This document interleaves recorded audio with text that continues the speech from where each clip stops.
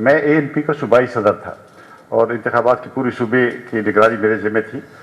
میں آپ کو یقین سے کہہ سکتا ہوں کہ یہ کوئی اسپونٹینیس کوئی ٹیررزم نہیں تھا. یعنی یہ جو سرکاری انٹیلیجنس ایجنسیاں ہیں ان کا ایک طرح سے پولیٹیکل انجینئرنگ کا ایک طریقہ تھا.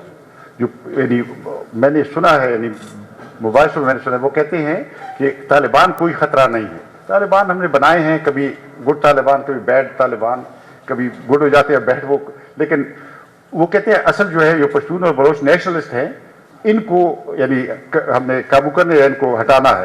تو وہاں پہ یہ ٹیررزم کا سارا سلسلہ ایک طرح سے پولیٹیکل انجینئرنگ کی نئی شکل ہے.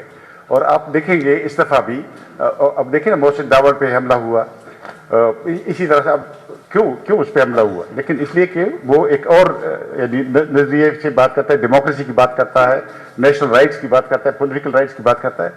بلوچستان میں بھی, بلوچستان میں تو دیکھیں نا, بلوچستان جو مرکز تھا جمہوری سیاست کا, نیشنل عوامی پارٹی 1970 کے انتخابات وہاں جیتی, وہاں پروونشل گورنمنٹ اس کی آئی, غوث بخش بزنجو, عطا اللہ مینگل, خیر بخش ماری, یہ بڑے نام تھے پاکستان میں جمہوری ترقی پسند تحریک کے. اس کو باپ انہوں نے بتا دیا. باپ کیا ہے, وہ اردو میں شعر ہے کہ اس کا صوفی شاعر کا, وہ کہتے ہیں منصور کے پردے میں خدا بول رہا ہے. یہ جو وہ ہے باپ ہے, ایک طرح سے منصور کے پردے میں خدا بول رہا ہے. بیسیکلی تو بلوچستان کو یہ بنا, سینٹ جو ہے, سینٹ ہے بیسیکلی اس آئین میں, اس کو 18ویں ترمیم میں اس کا نام اس کے نام کے ساتھ بڑھایا گیا ہے house of federation. House of federation یعنی پاکستان کی وفاق کی, اتحاد کی علامت ہے. اس کو کیا بنا دیا گیا ہے, ہاؤس آف کنسپریسیز. اور دیکھیں نا اس کے چیئرمین کا الیکشن کیسے ہوا. اور میں یہ بہت اختصار کے ساتھ میں یہ بتانا چاہتا ہوں, میں جب ہیومن رائٹس کمیٹی کا چیئر پرسن تھا سینٹ میں 2009 سے 2015 تک, تو یہ ڈس اپیئرنس کی خبریں بہت آئی, ہمارے پاس شکایتیں لوگ لے آئے.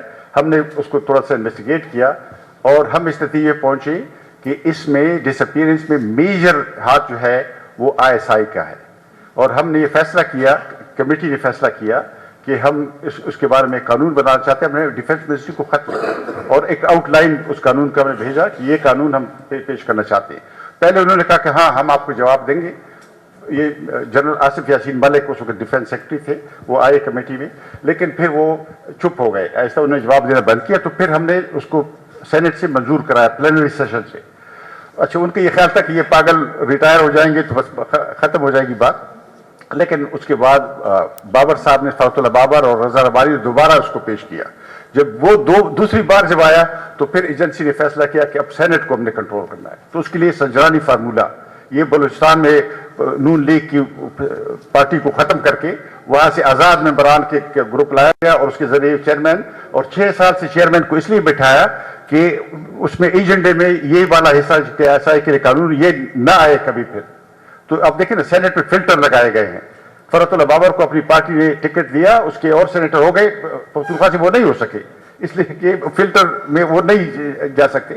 تو یہ اس طرح کی ساری چیزیں ہیں, اس وجہ سے یہ ہم باتیں انسرٹینٹی کی باتیں کر رہے ہیں. ورنہ الیکشن فیئر ہونے چاہیے, اور مجھے لگ نہیں رہا کہ یہ فیئر الیکشن ہوں گے. یہ عدالت کا فیصلہ آیا ہے, لیکن میں کوٹ کرنا چاہتا ہوں, اس پر بات ختم کرنا چاہتا ہوں کہ اب امریکی وہ جو سپریم کورٹ کی چیف جسٹس تھے مارشل, اس نے کہا تھا کہ ہم سیاسی فیصلے کرتے ہیں, اس کو قانونی ڈریسنگ یا لبادہ پہناتے ہیں, لیکن ہوتی یہ سیاسی فیصلے ہیں. تو یہ رات کا فیصلہ بھی بیسیکلی سیاسی فیصلہ ہے, اس کو صرف قانونی شکل دی گئی. فضل الرحمان صاحب کی پارٹی پہ ایک جگہ حملہ ہو رہا ہے, باجوڑ میں.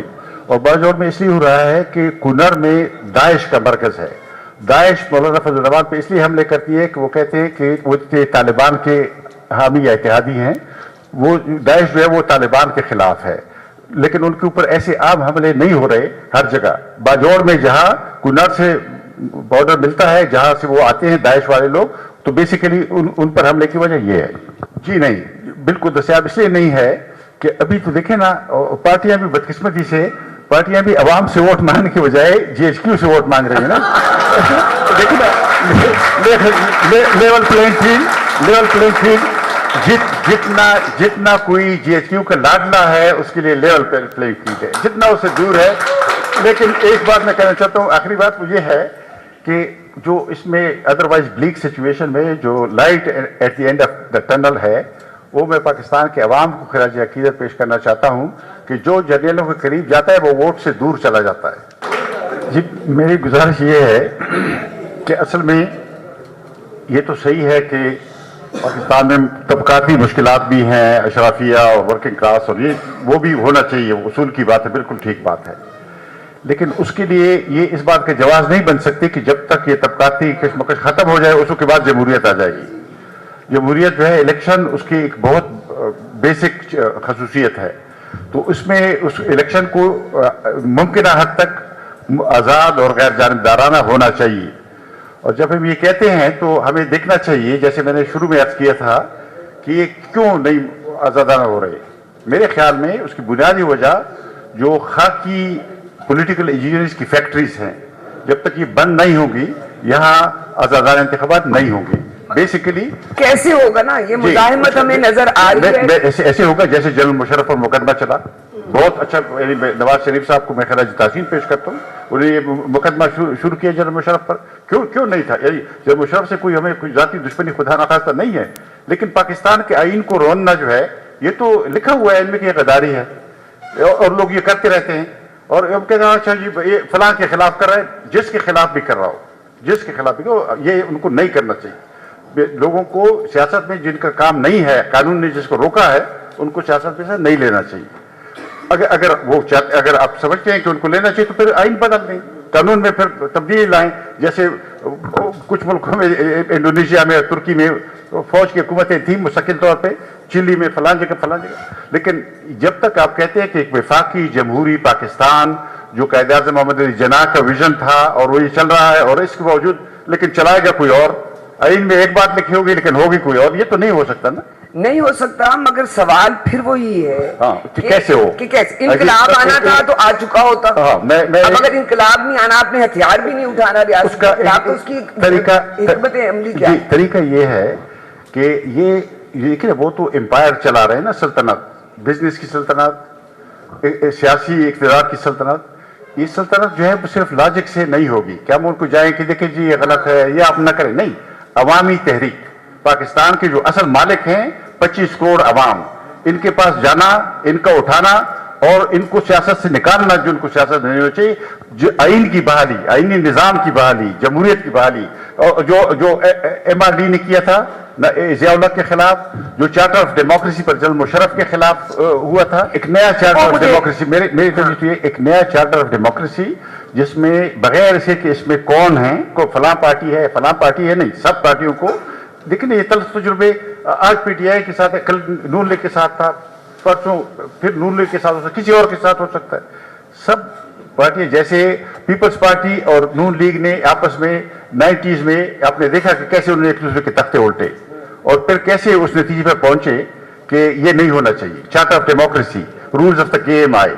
मुझे याद है बिजंजो साहब, गौस बख्श बिजंजो साहब, हम हैदराबाद जेल में थे, भुट्टो साहब ने जो मुकदमा नैब पर चलाया था, मैं भी उस मुलजिमों में से था, तो मुझे याद है भुट्टो साहब का आदमी आया, उसने कहा बिजंजो साहब से कि वो आपसे बात करना चाहते हैं और आपकी क्या तजवीज़ है। बिजंजो साहब बहुत होशियार आदमी थे, गौस बख्श बिजंजो पाकिस्तान के चंद बेहतरीन सियासतदानों में थे।